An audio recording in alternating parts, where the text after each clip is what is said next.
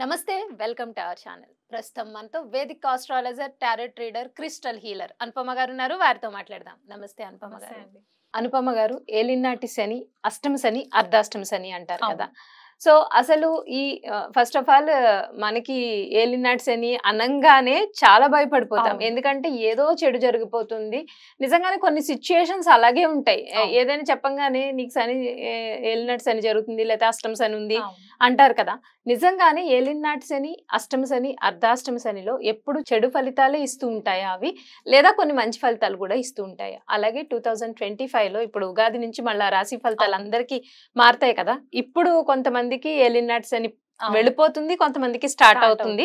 అలాగే అష్టమ శని, అర్ధాష్టమ శని కూడా. వాళ్ళు ఎటువంటి రెమెడీస్ ఫాలో అవ్వడం వల్ల ఈ కష్టాలు కొన్ని ఉంటాయి కదా, వాటి నుంచి తప్పించుకుని వాళ్ళ లైఫ్ ని పీస్ఫుల్ గా సక్సెస్ గా వాళ్ళు వెళ్ళగలుగుతారు అంటే దాని గురించి కొన్ని రెమెడీస్ చెప్పండి. అలాగే నిజంగానే బాధలు పెడుతుందా అనేది కూడా మాకు వివరించండి. జనరల్ గా ఏలినాటి శని అనేసరికి మీరు అన్నట్టే చాలా మంది భయపడతారు. నేను ఈ లైన్ లోకి రాకముందు నేను భయపడేదాన్ని. సో అది కామన్ అన్నమాట. శని అనేసరికి మనము 9 గ్రహాలలో మిగతా 8 గ్రహాలను పక్కన పెట్టేసి శనినే పట్టేసుకుంటాం ప్రతిసారి. ఎందుకంటే ఇక్కడ ఆయన కర్మకారకుడు శని. శనేశ్వరుడు అనే ఈ గ్రహము కర్మకారకులు అన్నమాట. మనకి లా అండ్ జస్టిస్ అంతా కూడా మనకి ఆయన ఒక లిస్ట్ ఉంటుంది ఆయన దగ్గర. మనం ఏం చేసామో దానికి ఎలాంటి పనిష్మెంట్ ఇవ్వాలి అని. అంటే ఇక్కడ ఏదో కర్ర పట్టేసుకొని పనిష్మెంట్ ఇచ్చేలాగా కాదు, మనల్ని ఒక సత్మార్గంలో పెట్టే ప్రయత్నం చేయడం అనమాట, ఫండమెంటల్ యూనివర్సల్ లా ప్రకారం చూసుకుంటే. సో ఏలినాటి శని జనరల్ గా ఈ గోచారం మనకి చంద్రుడిని మనం ఆధారంగా తీసుకొని చంద్రుడి నుంచి చూసుకున్నట్లు అయిపోతున్నప్పుడు ఏంటంటే, ఎప్పుడైతే చంద్రుడి నుంచి శని వ్యయ స్థానంలో లగ్నంలో అంటే చంద్రుడి పైనే మొదటో స్థానంలో లేకపోతే రెండో స్థానంలో సంచారం జరిగినప్పుడు ఈ మొత్తం పీరియడ్ అంతా కూడా రఫ్ గా 7.5 సంవత్సరాలు అంటారు. కానీ మధ్యలో వక్రిగతిలోకి కూడా వెళ్తారు కాబట్టి రఫ్లీ 7.5 నుంచి 8 years వరకు ఈ ఏలినాటి శని ప్రభావం అనేది కనిపించే ఛాన్సెస్ ఉంటాయి అన్నమాట. సో దీని ప్రభావం మనకి ఫస్ట్ 2.5 years ఏలినాటి శని మొదలైనప్పుడు చంద్రుడి నుంచి వ్యయంలోకి వెళ్ళినప్పుడు ఏంటంటే వీళ్ళకి బుద్ధి సరిగ్గా పనిచేయదు. బుద్ధి సరిగ్గా పనిచేయకుండా అన్ని తప్పటడుగులు వేసే డెసిషన్స్ తీసుకుంటూ ఉంటారు అనమాట. అంటే అప్పటి వరకు ఒక కెరియర్ లో బాగానే నడుస్తున్నప్పుడు సడన్ గా వాళ్ళకి కొద్దిగా ప్రాఫిట్స్ వచ్చేసరికి నేను ఏదైనా బిజినెస్ పెడితే రాణిస్తాను కదా అని చెప్పి ఆ ఆలోచన రావడము, దానివల్ల వాళ్ళు అసలు ప్రాపర్ గా ప్లానింగ్ చేసుకోకుండా డెసిషన్స్ తీసుకోవడం వల్ల కొద్దిపాటిగా ఇక్కడ బుద్ధి చేంజ్ అయ్యే ఛాన్సెస్ ఉంటాయి. కొన్నిసార్లు ఏమవుతుందంటే రిలేషన్షిప్స్ లో కూడా అది మనకి చూపిస్తూ ఉంటుంది అనమాట. సో అదొకటి మనకు కనిపిస్తూ ఉంటుంది. అదే చంద్రుడి పైన సంచారం జరిగినప్పుడు ఏంటంటే చంద్రుడు మనకారకుడు కాబట్టి ఈ శనికి ఎనర్జీ ఎట్లా ఉంటుందంటే కొద్దిగా స్ట్రెస్ క్రియేట్ చేసే ఎనర్జీ ఎక్కువ ఉంటుంది కాబట్టి ఆ వెయిట్ ని తట్టుకునే శక్తి మనకు ఉండదు కాబట్టి కంప్రెస్ అయిపోతున్న ఫీలింగ్ ఉంటుంది అనమాట. సో ఇక్కడ ఈ శని చంద్రుడి పై నుంచి సంచారం జరిగినప్పుడు ఏమవుతుందంటే కొద్దిగా మానసిక ఒత్తిడికి గురవ్వడం. అంటే ఇక్కడ మనం ఈ 2.5 సంవత్సరాలలో బుద్ధి కొద్దిగా చేంజ్ అయినప్పుడు మనం తీసుకున్న డెసిషన్స్ యొక్క ఎఫెక్ట్స్ మనకి ఇక్కడ మనసు పైన చూపిస్తుంది కాబట్టి ఈ 2.5 years కూడా వీళ్ళ కొద్దిగా మనోవేదనకి గురయ్యే ఛాన్సెస్ ఎక్కువ కనిపించే పరిస్థితులు కనిపిస్తుంటాయి. తర్వాత ద్వితీయ కుటుంబ స్థానంలోకి చంద్రుడి నుంచి గనక మనము చూసుకున్నట్లయితే గనక అప్పుడు ఇక్కడ ఏమవుతుందంటే వీళ్ళకి ఫైనాన్షియల్ గా తీసుకున్న డెసిషన్స్ యొక్క ఎఫెక్ట్స్ వీళ్ళకి ఇక్కడ ఫైనాన్షియల్ పైన చూపెట్టడము, లేకపోతే ఫ్యామిలీ పైన చూపెట్టడము, ఫ్యామిలీ మెంబర్స్ నుంచి కొద్దిగా దూరం అవ్వడము, ఇట్లాంటివి జరుగుతాయి. సో దీని వల్ల నెగిటివే 100% ఉందా అంటే 100% నెగిటివ్ ఉందని చెప్పడానికి లేదు. మనకి మంచి మంచి పొలిటీషియన్స్ గతంలో సీఎంస్ పిఎం అయిన వాళ్ళు కూడా ఏలినాటి శనిలో అయిన వాళ్ళు ఉన్నారనమాట. ఇందిరాగాంధీ గారు కూడా పిఎం ఏలినాటి శని ప్రభావంలో ఉన్నప్పుడే జరిగింది. నెహ్రూ గారు కూడా ఇంచుమించు అట్లాగే. అండ్ కొంతమంది మనకున్న కరెంట్ పొలిటీషియన్స్ కూడా ఆ ఫేజ్ లో ఉన్నప్పుడు కూడా వాళ్ళు రాణించడం అనేది జరిగింది.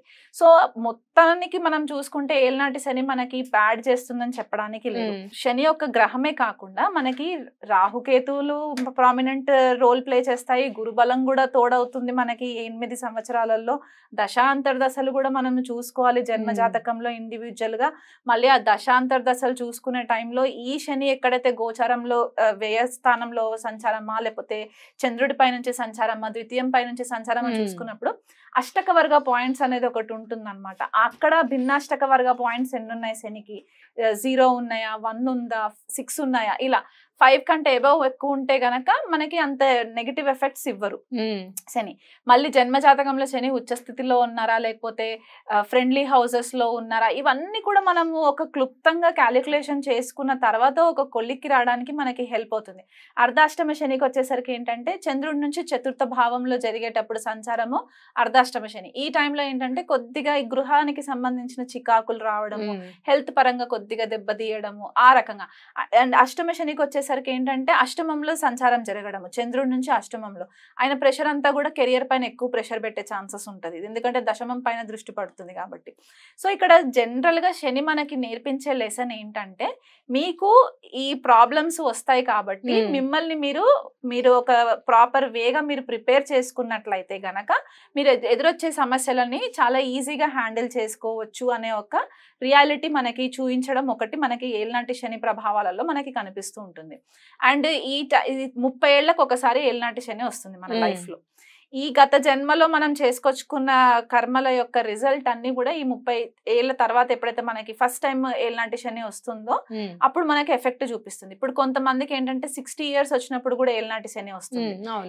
ఈ 30 years ఫస్ట్ టైం వచ్చిన తర్వాత 30 years నుంచి ఏదైతే వాళ్ళు చేసుకుంటూ వచ్చారో పనులు, అక్కడ వాళ్ళు ఏదన్నా గనక తప్పటడుగులు వేసుంటే గనక అప్పుడు ఇక్కడ కరెక్షన్ చేసుకోవడానికి శని ఇంకొక ఆపర్చునిటీ ఇస్తారనమాట.